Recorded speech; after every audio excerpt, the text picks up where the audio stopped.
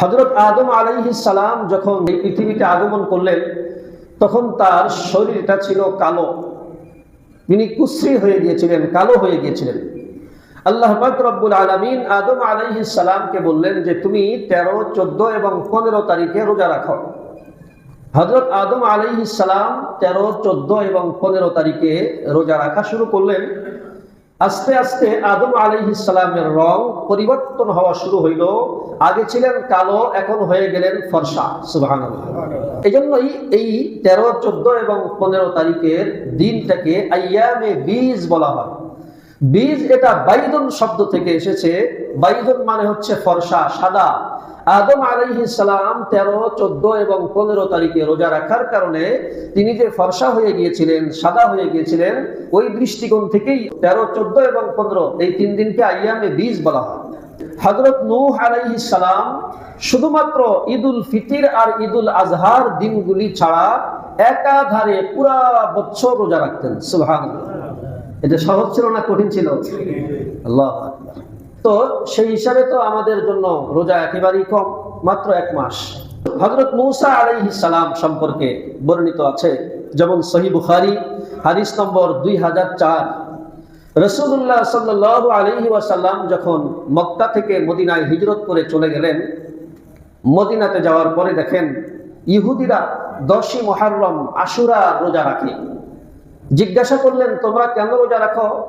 তারা বলে যে আমাদের নবী হযরত মূসা আলাইহিস সালামকে কুখ্যাত ফেরাউনের হাত থেকে যে নাজাত দিয়েছিলেন, এই দিনটা ছিল 10ই মুহররম আশুরার দিন। এর শুকরিয়া আদায় করতে যে হযরত মূসা আলাইহিস সালাম প্রতি বছর 10ই মুহররম রোজা রাখতেন, আশুরার দিনে রোজা রাখতেন। আমরা তার অনুসারী হয়ে এই 10ই মুহররম আশুরার দিনে রোজা রাখি। ইমানদার বান্দাবান্দীদের মনে প্রশ্ন আসতে পারে, এই রোজা এত কঠিন একটা কাজ, 12 ঘন্টা, 16 ঘন্টা, 18 ঘন্টা, কোন কোন দেশে 20 ঘন্টা পর্যন্ত একটানা রোজা থাকতে হবে, এটা তো অনেক কষ্টের কথা। স্বাভাবিক নিয়মে এমন প্রশ্ন আসতে পারে। আল্লাহ পাক এই প্রশ্নের অগ্রিম জবাব দিয়েছেন এবং সান্ত্বনা দিয়ে বলছেন, শুধু তোমাদের উপরেই রোজাকে ফরজ করেছি এমনটা নয়, ঘাবড়ানোর কিছুই নাই।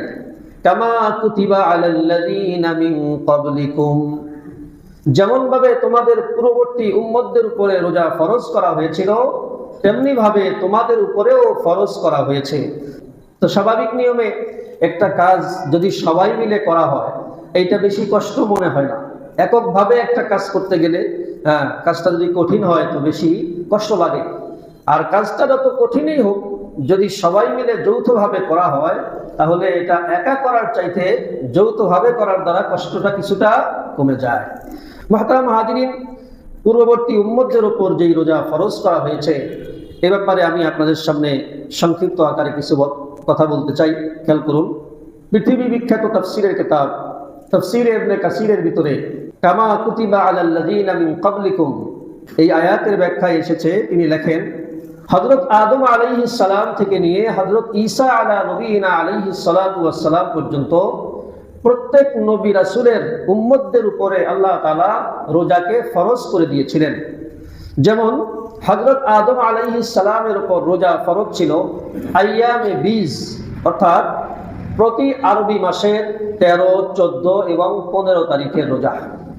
এই 13, 14 এবং 15 তারিখের রোজা আল্লাহ তাআলা আদম আলাইহিস সালাম এর উপর ফরজ করেছিলেন। যেমন তাফসীরে দুররে মানসুর নামে একটি বিখ্যাত তাফসীরের কিতাব আছে। এই তাফসীরে দুররে মানসুরে বর্ণিত আছে, হযরত আদম আলাইহিস সালাম যখন এই পৃথিবীতে আগমন করলেন তখন তার শরীরটা ছিল কালো। তিনি কুশ্রী হয়ে গিয়েছিলেন, কালো হয়ে গিয়েছিলেন। আল্লাহ পাক রব্বুল আলামিন আদম আলাইহিস সালামকে বললেন যে তুমি 13, 14 এবং 15 তারিখে রোজা রাখো। হযরত আদম আলাইহিস সালাম 13, 14 এবং 15 তারিখে রোজা রাখা শুরু করলেন। আস্তে আস্তে আদম আলাইহিস সালামের রং পরিবর্তন হওয়া শুরু হইল। আগে ছিলেন কালো, এখন হয়ে গেলেন ফর্সা। সুবহানাল্লাহ। এজন্যই এই 13, 14 এবং 15 তারিখের দিনটাকে আইয়ামে বীজ বলা হয়। বীজ এটা বাইদুন শব্দ থেকে এসেছে। বাইদুন মানে হচ্ছে ফর্সা, সাদা। আদম আলাইহিস সালাম 13, 14 এবং 15 তারিখে রোজা রাখার কারণে তিনি যে ফর্সা হয়ে গিয়েছিলেন, সাদা হয়ে গিয়েছিলেন, ওই দৃষ্টিকোণ থেকেই 13, 14 এবং 15 এই 3 দিনকে আইয়ামে বীজ বলা হয়। মুহতারাম হাজরিন, অনুরূপভাবে হযরত নূহ আলাইহিস সালাম রোজা রেখেছিলেন, যেমন সুনান ইবনে মাজাহ হাদিস নম্বর 1714। রাসূলুল্লাহ সাল্লাল্লাহু আলাইহি ওয়াসাল্লাম বলেন, হযরত নূহ আলাইহিস সালাম শুধুমাত্র ঈদুল ফিতর আর ঈদুল আজহার দিনগুলি ছাড়া একাধারে পুরা বছর রোজা রাখতেন। সুবহানাল্লাহ। এটা সহজ ছিল না কঠিন ছিল? আল্লাহু আকবার। তো সেই হিসাবে তো আমাদের জন্য রোজা একেবারেই কম, মাত্র 1 মাস। হযরত মূসা আলাইহিস সালাম সম্পর্কে বর্ণিত আছে, যেমন সহিহ বুখারী হাদিস নম্বর 2004। রাসূলুল্লাহ সাল্লাল্লাহু আলাইহি ওয়াসাল্লাম যখন মক্কা থেকে মদিনায় হিজরত করে চলে গেলেন, মদিনাতে যাওয়ার পরে দেখেন ইহুদিরা 10ই মুহররম আশুরা রোজা রাখে। জিজ্ঞাসা করলেন, তোমরা কেন রোজা রাখো? তারা বলে যে আমাদের নবী হযরত মূসা আলাইহিস সালামকে কুখ্যাত ফেরাউনের হাত থেকে যে নাজাত দিয়েছিলেন, এই দিনটা ছিল 10ই মুহররম আশুরার দিন। এর শুকরিয়া আদায় করতে যে হযরত মূসা আলাইহিস সালাম প্রতি বছর 10ই মুহররম রোজা রাখতেন, আশুরার দিনে রোজা রাখতেন। আমরা তার অনুসারী হয়ে এই 10ই মুহররম আশুরার দিনে রোজা রাখি। তখন হযরত মুহাম্মদুর রাসূলুল্লাহ সাল্লাল্লাহু আলাইহি ওয়াসাল্লাম বললেন যে তোমরা যদি মূসার উম্মত হইয়া 10ই মুহররম রোজা রাখো, আমি মুহাম্মদ এবং মূসা আমরা দুজনেই নবী, নবী নবী ভাই ভাই, তো অবশ্যই এই কাজটা আমারও করা দরকার। যাই হোক, এখান থেকে প্রমাণিত হলো হযরত মূসা আলাইহিস সালাম আশুরার রোজা রাখতেন। তাফসীরে হাক্কানীতে বর্ণিত আছে, হযরত মূসা আলাইহিস সালাম তুর পাহাড়ে যে তাওরাত আনতে গিয়েছিলেন, এই তাওরাত আনতে যাওয়ার আগে তিনি একাধারে 40 দিন পর্যন্ত রোজা রেখেছিলেন।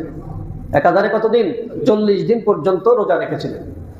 অনুরূপভাবে হযরত ঈসা আলাইহিস সালাম সম্পর্কে বর্ণিত আছে, তাফসীরে হাক্কানীতে বর্ণিত আছে, হযরত ঈসা আলাইহিস সালাম ইনজিল শরীফকে যখন তিনি মানুষের সামনে প্রচার ও প্রসার করতে যাওয়ার ইচ্ছা করেছিলেন, তখন তিনি একাধারে 40 দিন রোজা রেখেছিলেন, ক্ষুধার্ত অবস্থায় ছিলেন, খানা পিনা বর্জন করেছিলেন। তো আমি আপনাদের সামনে খুবই সংক্ষিপ্ত আকারে অতীত জামানায় যে আল্লাহ তাআলা রোজাকে ফরজ করেছিলেন এ ব্যাপারে সামান্য একটু আলোচনা করলাম।